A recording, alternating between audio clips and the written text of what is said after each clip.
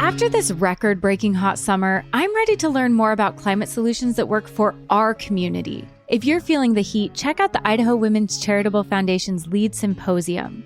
On October 2nd at the Boise Center, hear from climate scientist Dr. Jonathan Foley of Project Drawdown and nonprofit leader Dana Gunders from ReFed. Don't miss out on this chance to learn how to make a real impact. Buy your tickets at iwcfgives.org. That's iwcfgives.org. Today on CityCast Boise, a local school district recently announced the closing of a beloved elementary school, which has led to a wave of backlash from parents. Ryan Soupy, reporter with Idaho Ed News, is joining me to explore the different sides of this issue. While parents are saying the Boise School District didn't communicate with them, the district insists that retrofitting the building into a preschool makes sense with the changing demographics and lower enrollment. It's Wednesday, August 21st. I'm Lindsay Van Allen, and this is what Boise's talking about. The decision to close Owyhee Elementary and convert it to a preschool has been brewing for a while, as you've reported. How did this idea get started? Well, the idea came from Boise School District's administration. They sort of publicized it this spring and said, this is what we're looking at doing. A bunch of reasons for it, but boils down to they've been looking at ways to sort of consolidate their preschool offerings. So right now, preschool services are at 10 or so different locations across the district. So one program's offered at this elementary school, another one at a different elementary school. And they wanted to narrow that down to 2 different centers. So, okay. Yeah, kind of centralize it for the community. Right. So there's one existing that's been there for a while, early learning center, they call it, that used to be called Madison, and it was in the West End.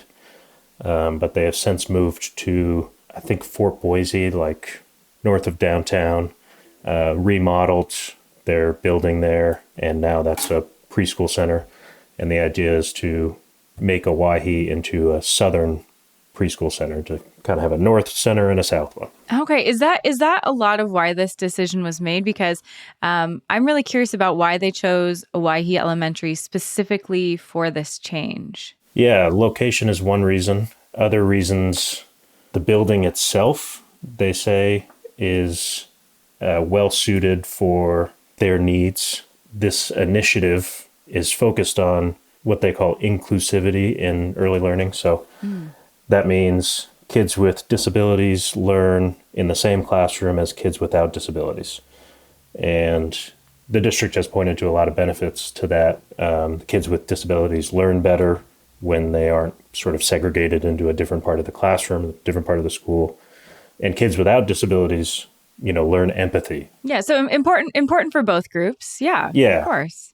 Owyhee itself, I think just the way it was built, it's going to be easier for them to create these inclusive spaces. So that might mean like they could break down a wall between 2 classrooms to make it into one classroom, or create flexible spaces where there's a door in between classrooms and they can combine 2 classes together. And then, the location piece of it too. So Owyhee is located on the bench, sort of near the airport. So on Vista, if you're going north and you turn left on Vista, it's kind of back in the neighborhood over there. From there, they can bus kids from kind of all over the bench and then South Boise as well. And same goes for Lincoln in the north. What neighborhoods could potentially send their kids to this new preschool? South Boise and the bench. So when you say South Boise, that could mean a lot of different that's neighborhoods. A lot of neighborhoods. The way I was picturing it was south of the freeway, but I don't know if there's going to be an actual barrier that's separating the district, cutting it in half, and everyone goes to Lincoln if you're on this side of it, and everyone goes to Owyhee if you're on the south. I can tell you the building itself, they say the capacity is 350 after they do their remodeling. Wow, that's a lot of kids. Yeah. And they say they have a wait list for preschool right now, and this is going to help cut down on that wait list.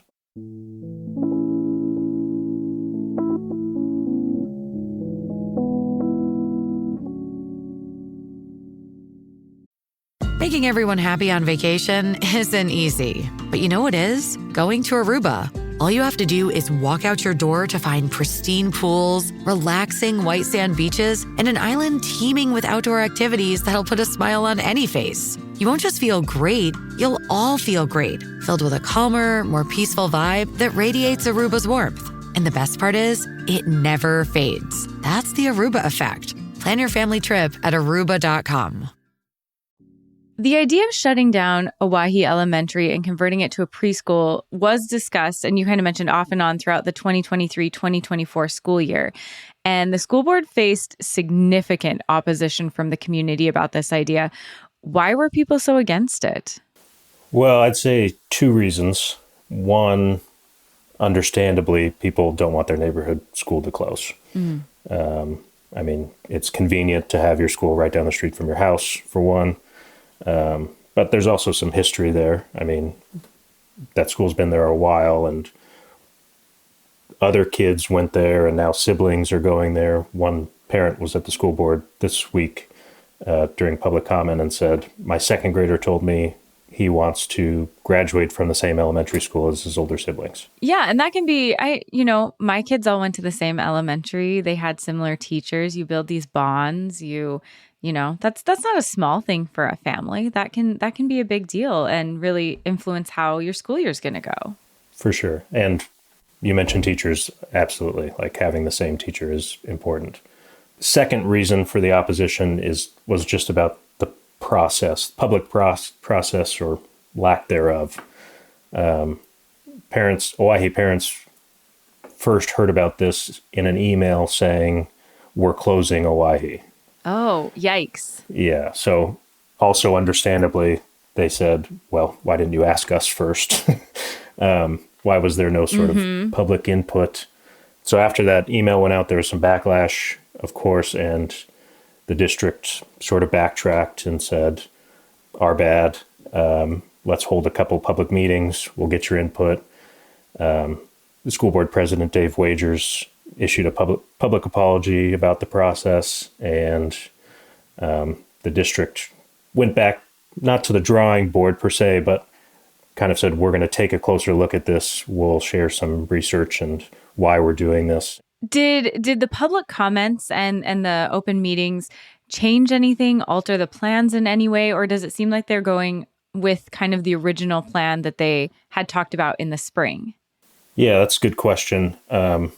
I don't think it changed much, but I think the public input was don't close Owyhee, right? Mm-hmm. So parents did raise some skepticism about whether this transition was even needed, like what the benefit really would be to the district. And, district administrators responded with research. This is why we need inclusive classrooms. This is why we want more accessible spaces for preschool kids. I think the question was close Owyhee or not close it, and they decided to close it. Okay, so kind of with the same idea in the spring, but after public meetings where people could explain why they didn't want that. Right. And I would say just the input itself and the parents getting really involved in the decision, I think, could have influenced later meetings that are to come, where the district might be more forthcoming with information moving forward just because of how this played out. Now, Ryan, preschool options are really limited in this area. I hear a lot of conversations from friends and, people in my neighborhood about how local families are scrambling to get their kids into preschool. So just kind of looking at this from another angle, wouldn't people in those neighborhoods be excited to have access to a preschool so close to their home? Yeah, I mean, if your kid's already in elementary school, maybe you're not thinking about that so much, and you would rather have the elementary school. But preschool daycare is certainly a challenge. I went to an event at Micron where this microchip manufacturer has built a preschool for their employees because when they're trying to hire people and they're expanding over there, and often a barrier to hiring people is they can't find a place to send their kid during the day. So the company has invested in a 124 kid preschool center that'll be available for employees. Wow. No, that really speaks to it is such a struggle in this area. So I can empathize with why Boise School District would see that we need to have some solutions to that issue. For sure. And the district has dealt with their own challenges when it comes to preschool, but they are expected to be one of the many operators of childcare at an early age. There's the YMCA, there's private groups that offer the service, but I think a lot of people would also look to the school district to offer it. Absolutely. So despite the robust outcry from the neighborhood, in the end, the Boise School District Board trustees voted unanimously to close Oahe. How did they explain their decision? Pretty simply, they were convinced by the administration's argument that inclusive classrooms would be good for early learning, and accessibility is important as well. And when I say accessibility, that means the facility is accessible to small kids. So there's little sinks, there's little water fountains, little toilets, playgrounds that are meant for little kids as opposed to bigger kids. Nancy Gregory, who's been on the school board for a long time, also said, we have talked about closing Oahe many times. This isn't the first time. There's only 140 kids that are enrolled at Oahe. That's down from 170 a few years ago, and districts said over 20 years enrollment's been declining. So as a school district, I think you just kind of have to look at your resources. It's expensive to run a school. Yeah. That's what we saw in Nampa. Nampa closed 4 schools back in December, and it was just a matter of money. We don't have a ton of kids at these schools. We're spending money on staff and teachers and making sure the facility can run. And sometimes it's just not worth it. So where will the current Oahe elementary students go to elementary school after this conversion, after this school is closed and changed? So Oahe is going to remain a school this year, this upcoming school year, 24-25. And then they're going to do their remodels, and they're planning to open the new preschool center in 25-26. In the meantime, they need to redraw the boundaries. So not having a school anymore there means they have to go back to their maps and see who's going to go to which other elementary schools. There's 3 schools in the area: Whitney, Hawthorne, and Hillcrest.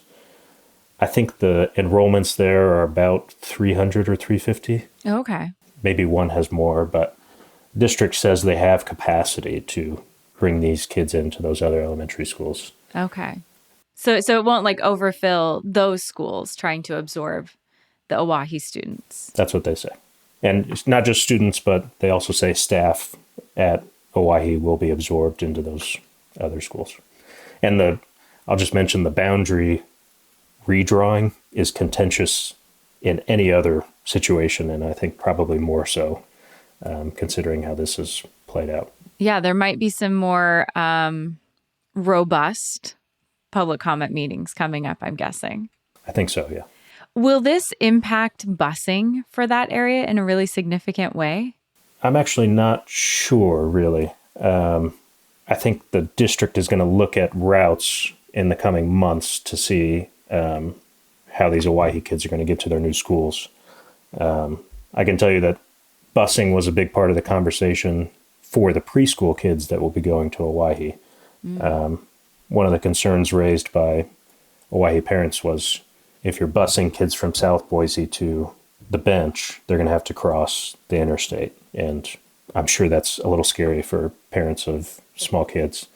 But the district's response was, currently, the way our preschool services are set up, we can't bus a lot of kids to preschool because they're just kind of all over the place and there's no logistical way to do it. So now with these 2 new centers, everyone's going to have an opportunity to be bused to the preschools.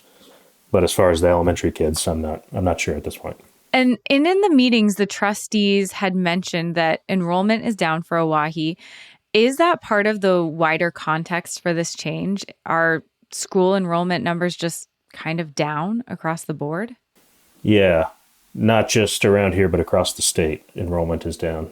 23-24, it was 0.5% down. So not a big change. However, when you look at it in the context of our state is growing, so our public schools should be growing too, right? And they have been growing pretty steadily over the several years before this, only down during COVID, 2020, 2021. But yeah, enrollments are down, and Boise is actually at the top. This last year, they were the school with the most change in students, downward trend. And why that is a question that we're trying to figure out, and we don't have an answer at this point. But so far, the assumptions are, the district would tell you that more older people are moving into Boise, older people or young professionals who don't have kids.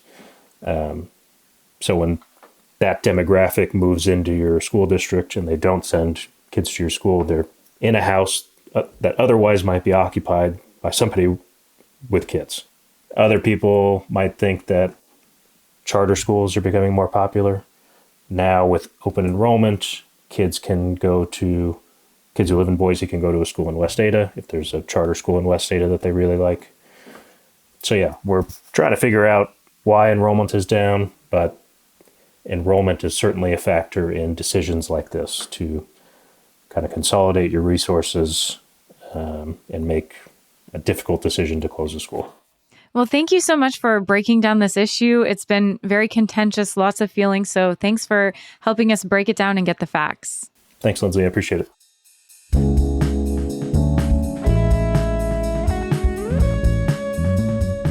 That's all for today here on CityCast Boise. If you enjoyed the show, we would love it if you would tell a friend about us. We'll be back tomorrow morning to rank the best parks in Boise. See you then.